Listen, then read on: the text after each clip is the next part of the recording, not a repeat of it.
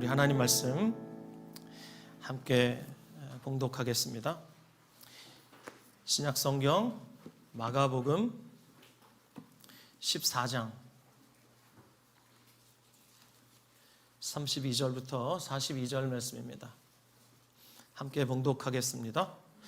그들이 겟세마네라 하는 곳에 이르매 예수께서 제자들에게 이르시되 내가 기도할 동안에 너희는 여기 앉아 있으라 하시고 베드로와 야고보와 요한을 데리고 가실새 심히 놀라시며 슬퍼하사 말씀하시되 내 마음이 심히 고민하여 죽게 되었으니 너희는 여기 머물러 깨어 있으라 하시고 조금 나아가사 땅에 엎드려 들 수 있는 대로 이때가 자기에게서 지나가기를 구하여 이르시되 아빠 아버지여 아버지께는 모든 것이 가능하오니 이 잔을 내게서 옮기시옵소서. 그러나 나의 원대로 마시옵고 아버지의 원대로 하옵소서 하시고 돌아오사 제자들이 자는 것을 보시고 베드로에게 말씀하시되 시몬아 자느냐 내가 한 시간도 깨어 있을 수 없더냐 시험에 들지 않게 깨어 있어 기도하라. 마음에는 원이로되 육신이 약하도다 하시고 다시 나아가 동일한 말씀으로 기도하시고 다시 오사 보신즉 그들이 자니 이는 그들의 눈이 심히 피곤함이라. 그들이 예수께 무엇으로 대답할 줄을 알지 못하더라. 세 번째 오사 그들에게 이르시되 이제는 자고 쉬라. 그만 되었다. 때가 왔도다. 보라 인자가 죄인의 손에 팔리느니라. 일어나라 함께 가자. 보라 나를 파는 자가 가까이 왔느니라. 아멘. 저는 오늘 여러분과 함께 봉독한 마가복음 14장 32절부터 42절 말씀을 중심으로 마가복음 61번째 메시지 평생 잊을 수 없는 뼈아픈 교훈, 평생 잊을 수 없는 뼈아픈 교훈, 이와 같은 제목으로 하나님의 은혜의 복음 증거하도록 하겠습니다. 마가복음을 기록한 마가를 가리켜 성경은 베드로의 영적인 아들이다 라고 말하고 있습니다. 베드로는 마가를 향해서 내 아들 마가라고 말하기를 주저하지 않았습니다. 바울 사도에게 디모데가 있었던 것처럼 베드로 사도에겐 마가가 있었습니다. 전해져 오는 바에 따르면 베드로가 로마의 회당이나 이방 지역에서 설교할 때마다 마가가 통역을 했다고 합니다. 마가는 이름이 두 개였습니다. 이 마가라는 이름은 로마식 이름이었고 그가 가진 또 다른 이름은 히브리식 이름이었는데 그 이름은 요한이었습니다. 그래서 사도행전을 읽어보시면 마가 요한이라는 이름을 우리가 만나볼 수 있습니다. 그는 헬라어에 능통했던 사람입니다. 그래서 베드로가 설교할 때마다 그는 베드로의 설교를 통역했습니다. 그렇게 베드로의 설교를 통역하면서 마가는 그 설교를 통해서 그의 마음속에 깊이 새겨진 예수님의 이야기들을 오늘 우리가 읽고 있는 이 마가복음으로 남겨주었습니다. 그런데 오늘 이 메시지를 준비하면서 베드로의 설교를 통역했던 마가를 생각해 보았습니다. 제가 네팔에 가서 처음 복음학교를 진행할 때 제 강의를 통역하셨던 분이 있었는데 지금은 가까이 지내고 있는 박아무개 선교사님이십니다. 이분이 제 설교를 네팔어로 통역하시다가 갑자기 통역을 못하시고 약 1분가량 침묵을 지키셨어요. 그리고 그분의 눈에서 눈물이 흘렀어요. 울먹이시면서 통역하셨는데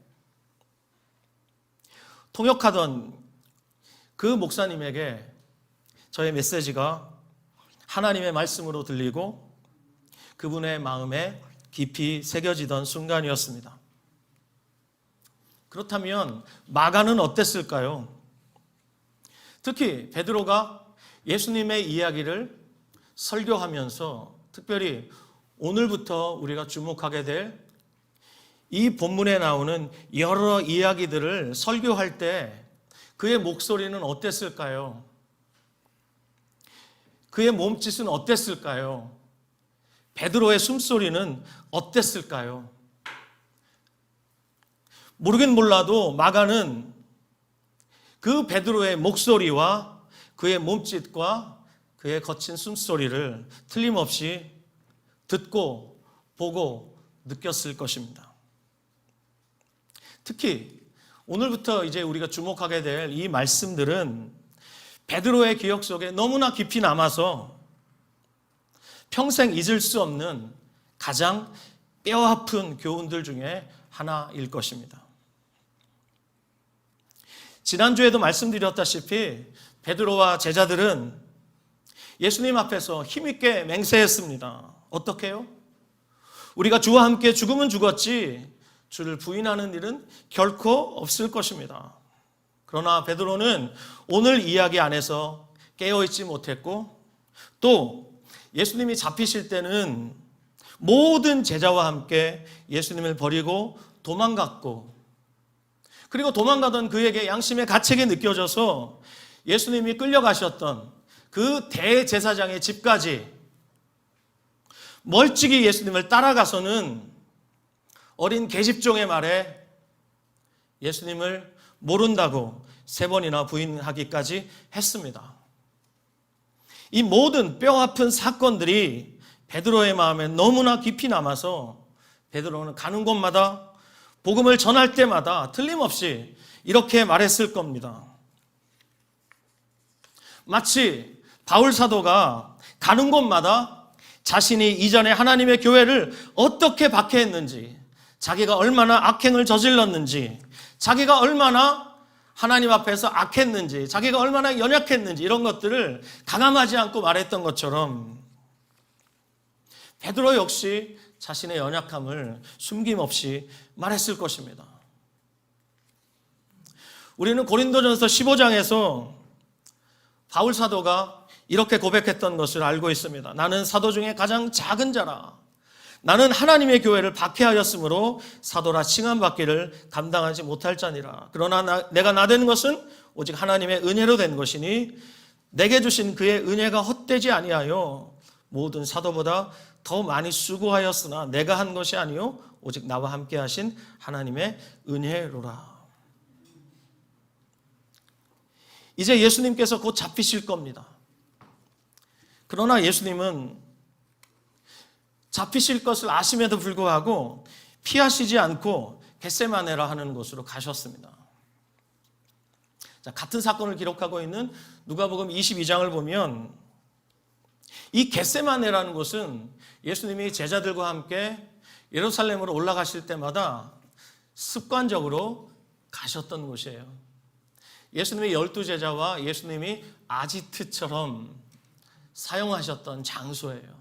거기서 예수님은 습관적으로 기도하셨고 제자들을 거기서 가르치고 제자들과 시간을 보내셨던 예수님과 제자들에겐 정말 잊을 수 없는 장소가 바로 이 겟세마네예요. 따라서 예수님을 이미 팔아버린 유다도 잘 알고 있는 장소였습니다. 그런데 예수님이 거기서 잡히실 것을 아심에도 불구하고 그곳으로 가셨습니다. 예수님은 죽음을 피하지 않았습니다. 그리고 그곳에 도착하시자마자 제자들에게 이렇게 말씀하시죠. 오늘 본문에 있는 말씀처럼 32절에 내가 기도할 동안에 너희는 여기 앉아있으라 하시고, 그리고 33절을 보면 핵심 제자 3인을 데려가십니다. 베드로, 야고보, 요한을 데리고 가십니다. 자, 그때 예수님의 심경을 33절은 이렇게 기록하고 있습니다. 심히 놀라시며 슬퍼하사. 지금 예수님의 마음이 어떤 것인지 여러분 아시겠습니까? 심히 놀라시며 슬퍼하셨습니다. 그리고 예수님이 34절에서 이렇게 말씀하셨죠. 내 마음이 심히 고민하여 죽게 되었으니. 혹시 여러분 중에서 예수님의 이 말씀을 읽으시면서 또 32절에 나오는 예수님의 심경을 여러분 읽으시면서 혹시 예수님이 죽음 앞에서 죽는 것이 무서워서 벌벌 떨면서 두려워하신다고 생각되시는 분이 계십니까? 죽기 싫어서 발버둥 치시는 모습으로 보고 계시는 분이 혹시 계십니까? 여러분 중에는 맨발의 전도자로 알려져 있는 최춘선 할아버지를 아시는 분이 제법 많으실 거예요. 그분은 부잣집 아들로 태어났습니다. 그런데 삶의 큰 위기를 겪고 죽음의 문턱에서 살아계신 하나님을 만났습니다. 그 후로 아버지로부터 물려받은 엄청난 재산을 실향민들이라든지, 그리고 집이 없어서 떠도는 사람들이라든지, 그리고 가난한 목사님들이라든지 이런 분들에게 다 나눠주시고, 그 후로 30년을 맨발로 다니시면서, 특별히 지하철 1호선을 중심으로 다니시면서 30년을 그렇게 신실하게, 자녀들이 창피해 죽을 만큼 늘 맨발로 그렇게 사시다 가셨어요. 알고 봤더니 그분이 목사님이었어요. 아주 엘리트 목사님이셨어요. 지금도 대전 현충원에 가면 그분은 국가유공자이셨기 때문에 거기에 그분의 묘지가 있고 묘비가 있습니다.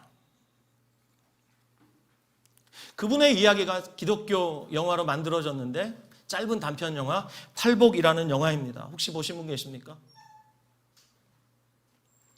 그분이 어떻게 돌아가셨는지 여기 계신 분들 중에 아시는 분도 계시겠지만, 돌아가시는 그날도 1호선 수원행 열차에서 전도하시다가 지하철 의자에 앉으신 채로 하나님의 부르심을 받았습니다. 이 팔복이라는 영화를 찍으신 이 김우현 감독이 그날 마지막으로 최춘선 할아버지를 만났는데, 그분의 마지막 모습이 그 영상에 담겨 있습니다. 여전히 맨발로 지하철 플랫폼을 누비시면서 마지막으로 밝게 웃으시면서 김우현 감독에게 손을 흔들어 준 모습이 그분의 마지막 모습이었습니다. 그렇게 그분은 30년의 삶을 마지막까지도 지하철 의자 위에서 전도하시다가 주님께로 가셨습니다. 어떻습니까, 여러분? 사명의 자리에서 주님께로 가신 우리 최춘선 목사님. 저는 처음에 이분의 이야기를 영화로 보면서 참 많이 울었습니다. 그리고 그분의 이야기가 생각이 나서 아프리카에서 눈이 안 보이는데 그 오지에서 선교하시는 안정규라는 선교사님을 만나서 그분의 이야기와 최춘선 이 할아버지의 이야기가 너무나 이렇게 제 마음에 깊이 남아서 안정규 목사님을 제가 축복하면서 축복성도 하나 지어드린 적이 있습니다. 이분이 이렇게 마지막에 손을 흔드시면서 사명의 자리에서 그렇게 가셨어요. 그런데 오늘 죽음을 앞두신 예수님의 모습 어떻습니까, 여러분? 심히 놀라십니다. 슬퍼하십니다. 고민하고 계십니다.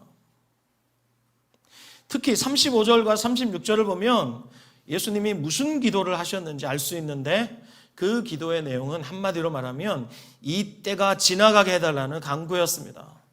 이 간구를 오해하면 이렇게 읽힙니다. 마치 죽음을 원치 않으시는, 할 수만 있다면 죽음을 피하시고 싶어 하시는 예수님의 모습처럼 보입니다.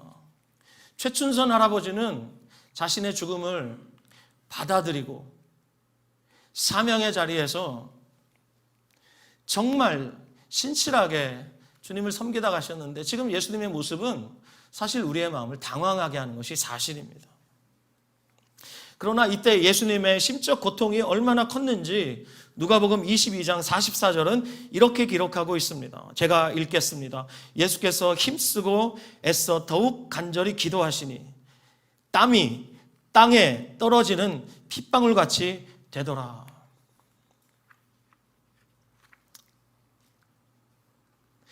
예수님이 기도하시던 그 기도의 모습을 누가는 이렇게 자세하게 그가 의사인 관계로 의학적으로 기록해 놓았습니다. 예수님의 땀이 땅에 떨어지는 핏방울 같이 되더라. 캐나다에 살고 있는 의료사학자이자 혈액학자인 자칼린 더핀에 의하면 사람이 심한 정신적인 트라우마를 경험하게 되면 몸에서 여러 가지 증상들이 일어난다고 합니다. 첫 번째는 피가 잘 응고되지 않는다고 해요. 보통 사람은 피가 나면 곧바로 응고가 되죠. 그래서 피가 멎어요. 그런데 정신적으로 심한 트라우마를 겪고 나면 피가 잘 응고되지 않는다고 합니다. 피가 멈추지 않는 것이죠. 그리고 조직의 모세혈관이 파괴된다고 합니다. 그래서 피를 땀처럼 흘리게 된다고 합니다. 이런 증상을 가리켜서 혈한증이라고 하는데 피혈자, 땀 한자를 써서 혈한증이라고 합니다. 기도하시는 예수님의 모습을 누가가 너무나 상세하게 묘사해 놓았는데 바로 예수님의 땀이 핏방울처럼 땅에 떨어졌다는 것입니다. 그렇다면 우리는 알 수 있습니다. 예수님이 필사적으로 기도하고 계셨다는 겁니다. 극심한 스트레스 가운데서 필사적으로 기도하셨다는 겁니다. 그렇다면 예수님이 왜 이렇게 극심한 스트레스를 받으셨을까요? 왜 예수님의 마음은 그토록 고통스러우셨을까요? 여러분이 아시지만 예수님은 영원 전부터 아버지 하나님과 너무나 친밀한 아들이셨습니다. 단 한 번도 이 친밀한 교제를 떠나신 적이 없습니다. 요한복음 1장 18절은 예수님을 이렇게 소개하고 있습니다. 아버지 품속에 있는 독생하신 하나님. 영원 전부터 예수님은 하나님의 품속에 독생하셨던 아들이셨습니다. 여러분, 아들을 품에 안고 있는 엄마와 엄마의 그 가슴을 파고들며 젖을 빠는 어린아이의 그 모습을 생각해 보십시오. 세상에 이보다 친밀한 관계가 있습니까? 그 아버지의 품속에 계셨던 독생하신 예수님께서 하늘 보좌를 버리시고 그 하늘 보좌를 떠나 사람의 모양으로 나타나셨습니다. 우리를 부요하게 하시려고 예수님이 가난하게 되신 겁니다. 그 예수님께서 세례 요한에게 세례 받으실 때 하나님께서 하늘에서 이렇게 말씀하셨습니다. 마태복음 3장 17절에 이는 내 사랑하는 아들이요 내 기뻐하는 자라. 세례 받으시고 물에서 올라오시는 그 독생자 예수 그리스도를 향해서 하나님이 말씀하셨습니다. 이는 내 사랑하는 자요 내가 기뻐하는 자다. 그리고 예수님의 모습이 변화산에서 변형되셨을 때 그때에도 구름 속에서 하나님이 말씀하셨습니다. 이는 내 사랑하는 아들이니 너희는 그의 말을 들으라. 그렇게 사랑받으셨던 아들이 이제 십자가에서 외면당하실 겁니다. 그리고 이렇게 외치시면서 울부짖으실 겁니다. 나의 하나님 나의 하나님 어찌하여 나를 버리셨나이까. 이미 십자가에서 버림받으신 그 하나님의 아들이 하나님께 그렇게 외치실 겁니다. 오늘 본문은 36절에서 자신을 이제 버리실 그 하나님 아버지를 향해서 예수님이 이렇게 기도하시는 모습을 기록해 놓았습니다. 36절에 예수님이 하나님을 뭐라고 부르시는지 보십시오. 아빠 아버지여 아버지께는 모든 것이 가능하오니 이 잔을 내게서 옮기시옵소서. 지금 예수님이 하나님을 향해서 아빠 아버지라고 부르고 계십니다. 당시 이 아빠라는 말은 아람어로서 자녀가 아버지를 매우 친밀하게 표현하는 거예요. 그런데 당시 유대인들 중에는 하나님을 가리켜서 감히 아빠라고 부르는 사람이 없었어요. 근데 예수님이 하나님을 향해서 지금 곧 자신을 버리실 그 하나님을 향해서 아빠라고 부르고 계시는 거예요. 아빠, 아버지라고 부르시면서 간곡히 호소하고 계십니다. 이 잔을 내게서 옮기시옵소서. 얼마나 간절한 기도입니까? 그런데 여러분, 이 기도는 거절될 게 뻔한 기도였습니다. 예수님은 하나님이 이 기도를 듣지 않으실 것이라는 것을 알고 계시면서도 기도하셨어요. 그렇다면 왜 거절될 게 뻔한 기도를 하셨을까? 왜 고통스러워 하시면서 땀방울이 핏방울이 될 정도로 고통스럽게 기도하셨을까? 여러분, 예수님의 이 고통과 이 예수님의 이 두려움은 다른 것이 아니라 하나님과 단절되는 것이 죽음보다 더 고통스러웠기 때문입니다. 하나님과 단절되는 것. 주님은 그것을 고통스러워 하셨습니다. 한 번도 하나님과 단절을 겪어보지 않으신 그 아들 예수님께서 그 품에서 버림받으실 그 단절을 그토록 고통스러워하고 계셨던 것입니다. 여러분, 단절은 사람에게 큰 고통을 줍니다. 우린 살면서 어쩔 수 없이 여러 가지 단절들을 경험하게 됩니다. 저는 속수무책으로 제 아버지와 단절되었습니다. 제가 결혼한 지 2달 만에 속절없이 제 아버지를 떠나보내야만 했습니다. 그것은 지금도 제 마음속에 큰 생채기로 남아 있습니다. 이 메시지를 준비하면서 제가 겪었던 단절의 아픔들이 무엇이 있었을까 생각해 보다가 약 22년 전 저희 가족이 외국으로 떠날 때 일이 생각이 났습니다. 제 어머니를 보신 분들 여기 많이 계실 텐데 제 어머니는 웬만하면 울지 않으세요. 너무나 강인하신 분이세요. 그런데 마지막 날 저희 어머니와 저녁을 먹고 마지막 날 함께 자는 그날 밤 제 어머니가 저를 끌어안고 슬피 우셨습니다. 왜냐하면 제가 그 당시만 해도 기약 없이 떠났기 때문이에요. 그리고 당시 출국하던 김포공항에서 제 장모님은 출국장 바닥에 엎드려서 하염없이 우셨어요.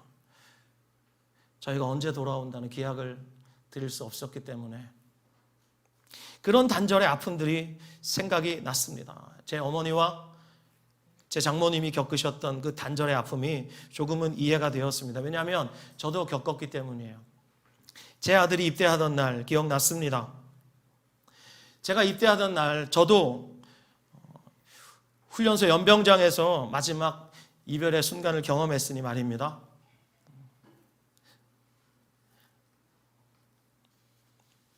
그래서 그날 아들을 들여보내면서 저희 부부가 눈물을 보이지 않으려고 일부러 짙은 선글라스를 꼈습니다.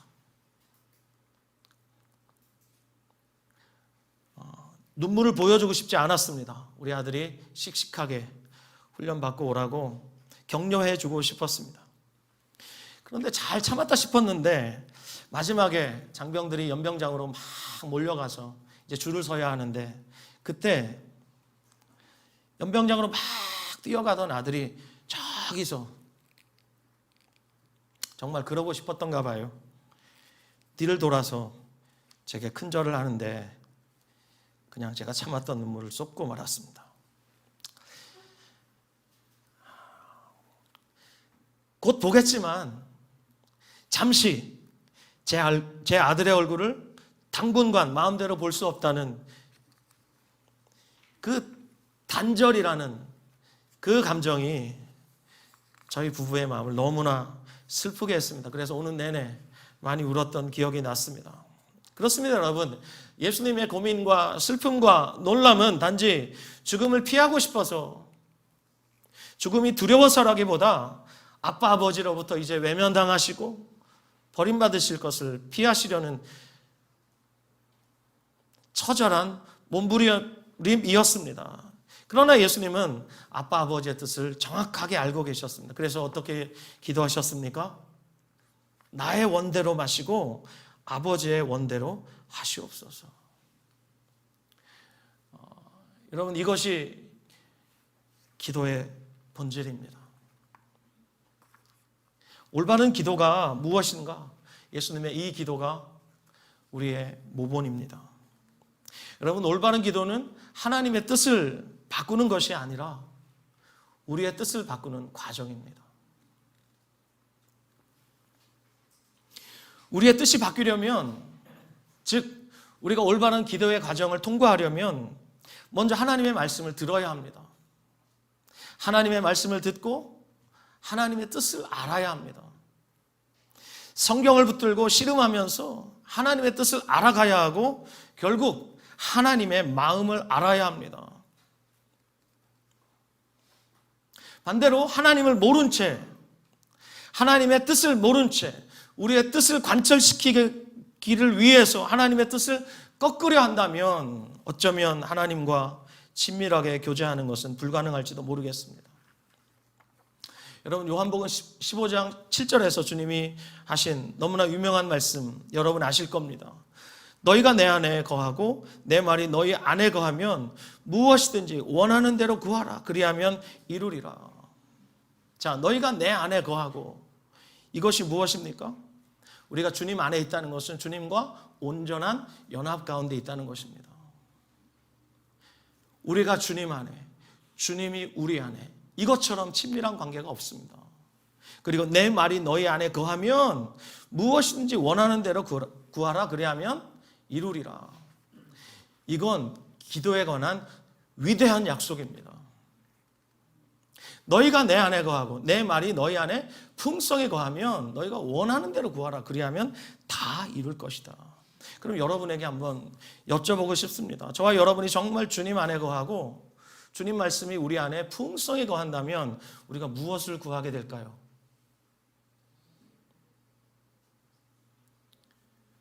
정말 우리가 주님 안에 거하고 주님과 우리가 완전히 연합되어 있고 주님과 친밀한 관계 가운데 있을 때 정말 우리가 하나님의 뜻을 바꾸려고 시도할까요? 아니면 예수님처럼 이렇게 기도하게 될까요? 예수님처럼 하나님과 친밀한 분이 없습니다. 그래서 예수님은 하나님의 뜻을 너무나 분명하게 잘 알고 계셨습니다. 그래서 아버지께 아버지의 원대로 되기를 원한다고 기도하셨습니다. 자, 이 기도를 가르쳐 주시려고 예수님의 12제자 중에서 3제자를 데려가신 거예요. 누가복음에 보면 이렇게 표현되어 있습니다. 12제자 중에서 이미 유다는 떠났죠. 11명의 제자 중에서 8명의 제자를 남겨놓으시고 베드로, 야고보, 요한을 데리시고 겟세마네 동산 다른 쪽으로 가셨어요. 거기서도 예수님은 그 3제자를 남겨놓으시고 돌 던질 만큼의 거리에서 기도하셨어요. 여러분, 돌 던질 만큼의 거리라는 것은 예수님의 그 기도 소리를 들을 수 있는 거리라는 뜻이에요. 거기에서 예수님이 이렇게 기도하시는 모습과 또 예수님이 기도하시는 그 내용을 제자들에게 훈련하시기 위해서 기도란 이런 것이다. 그리고 내가 드렸던 기도를 너희는 똑바로 들어야 한다. 잊지 말아라. 라고 말씀하시기 위해서 3제자들을 데려가셨어요. 그들에게 말씀하셨죠. 깨어있으라. 그런데 기도를 마치시고 돌아와 보니까 3제자가 자고 있습니다. 그때 예수님이 탄식하시면서 37절, 38절 말씀하시죠. 자, 37절, 38절 같이 한번 읽겠습니다. 시작. 돌아오사 제자들이 자는 것을 보시고 베드로에게 말씀하시되 시몬아 자느냐? 내가 1시간도 깨어 있을 수 없더냐? 시험에 들지 않게 깨어 기도하라. 마음에는 원이로되 육신이 약하도다 하시고. 제자들에게 깨어 있으라 말씀하셨는데 제자들이 잠들어 있었습니다. 그들은 깨어있으라는 예수님의 말씀에 순종할 수 없었습니다. 예수님은 지금 하나님 아버지께 죽기까지 순종하고 계셨지만 제자들은 영적으로 무지하고 무감각했기 때문에 예수님의 말씀에 순종하여서 깨어 기도할 수 없는 상태였습니다. 하지만 제자들의 마음은 그렇지 않았습니다. 제자들의 마음은 죽는 데까지 함께 가고 싶었습니다. 예수님을 절대로 혼자 버려두고 싶지 않았습니다. 그들이 말했죠. 우리가 주님과 함께 죽으면 죽었지 절대 주님을 부인하지 않겠습니다. 그런데 예수님과 함께 죽기는커녕 뿔뿔이 흩어져 버렸고, 특별히 베드로는 주님을 3번이나 부인했습니다. 이렇게 제자들이 이제 당신을 버릴 것과 그들이 유혹에 걸려 넘어질 것을 알고 계셨기 때문에 예수님이 그들에게 말씀하신 거예요. 너희 마음은 원하지만 육신이 약하다. 그러므로 깨어 기도해야 한다.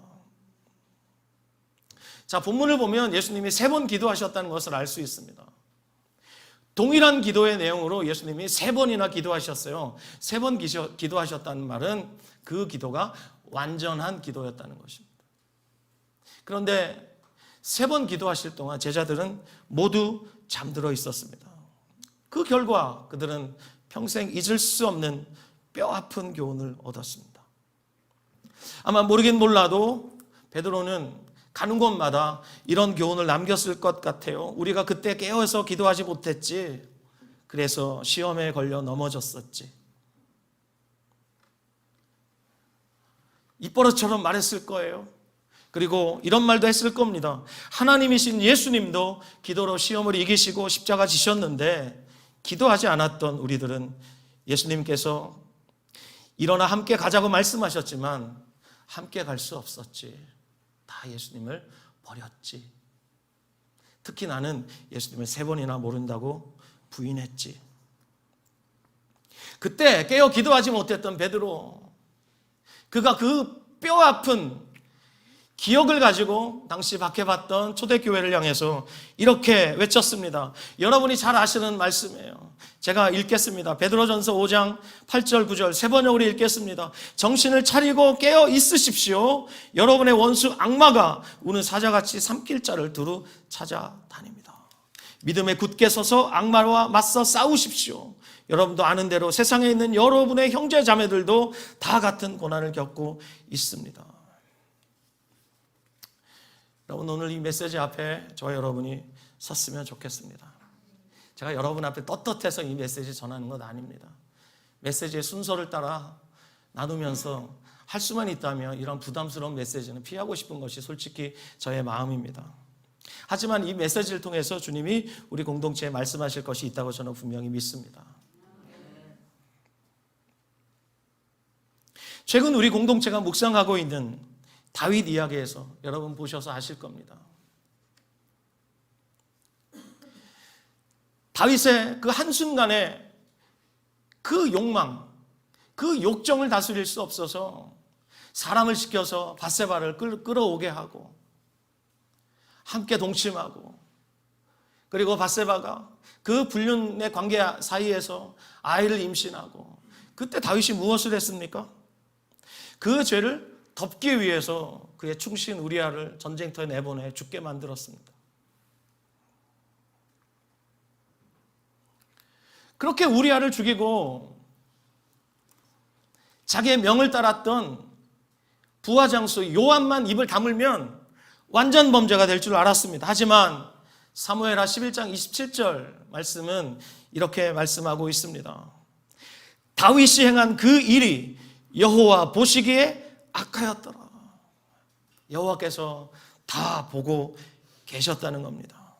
여러분, 그 전에 다윗은 어떤 사람이었습니까? 하나님과 너무나 친밀했던 사람입니다. 하나님의 마음에 합한 왕이었던 다윗이었습니다. 들판에서 아버지의 양떼를 먹일 때 곰이나 사자가 양떼를 움켜가면 따라가서 곰의 입을 벌려서 양떼를 구출해내고 그 광야에서 수금을 타면서 하나님을 찬양했고, 그 찬양의 위력이 사울 왕이 미쳤을 때 그가 수금을 타자마자 악령들이 떠나가는 역사로 나타났고, 다윗은 정말 하나님과 너무나 친밀한 관계를 광야에서부터 누렸던 그런 사람이에요. 그런데 여러분 보십시오. 그가 밧세바와 불륜을 저지르고 있을 때, 여러분도 이미 보셔서 아시겠지만 그는 단 한 번도 하나님을 찾지 않았습니다. 그 사건으로 인해서 하나님의 징계를 받았는데, 다윗과 밧세바 사이에서 태어났던 그 아들이 죽고, 그리고 다윗의 집안에, 다윗의 왕국에 칼바람이 멈추지 않았습니다. 이 다윗의 이 욕정으로 인하여 범한 그 끔찍하고 참혹한 범죄로 인해서 얼마나 많은 사람이 죽었는지 모릅니다. 그리고 최근에 우리가 묵상하고 있는 이 말씀에서 압살롬이 이제 쿠데타를 일으켜서 예루살렘으로 진격해 들어올 때 도망가는 다윗이 보십시오. 하나님을 얼마나 의지하고 있습니까? 수시로 하나님께 기도하고 있는 모습을 우리가 보게 됩니다. 여러분, 다시 다윗의 자리로 돌아온 것입니다. 그러므로 여러분, 우리가 기도할 수 있다면 언제라도 하나님과 친밀한 관계로 연결되어 있다면 사실 상황은 아무 문제가 안 돼요.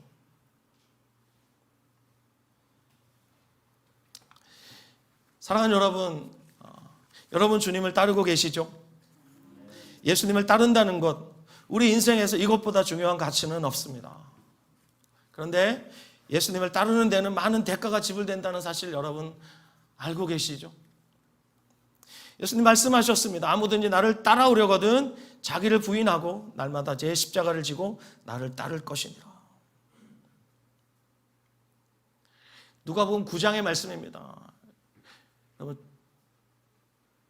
그리고 누가복음 14장에 보면 예수님이 이제 예루살렘으로 올라가는 그 길에 수많은 무리가 예수님을 따르고 있었는데, 갑자기 예수님께서 뒤를 돌아 말씀하시면서 하나의 비유를 말씀하시는데, 너희 중에 누가 망대를 세우고자 할진대 자기의 가진 것이 준공하기에 이르기까지 족할는지 먼저 앉아 그 비용을 계산하지 아니하겠느냐, 이렇게 말씀하셨어요.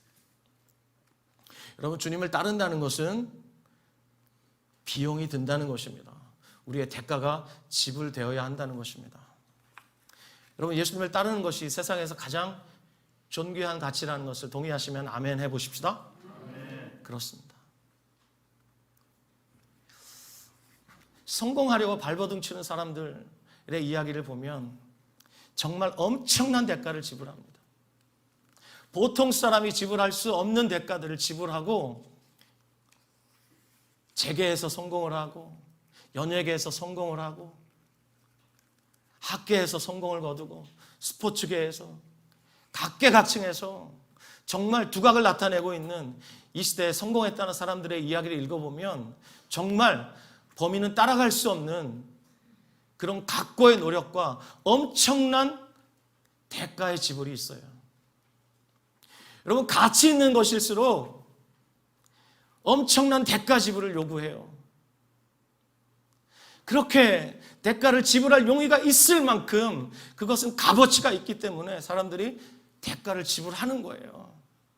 그렇다면 저와 여러분이 분명히 힘있게 아멘한 예수님을 따르는 이 가치,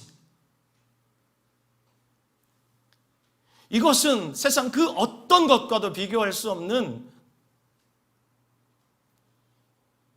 그 가치에 대한 인식과 그리고 대가 지불이 요구된다는 것입니다.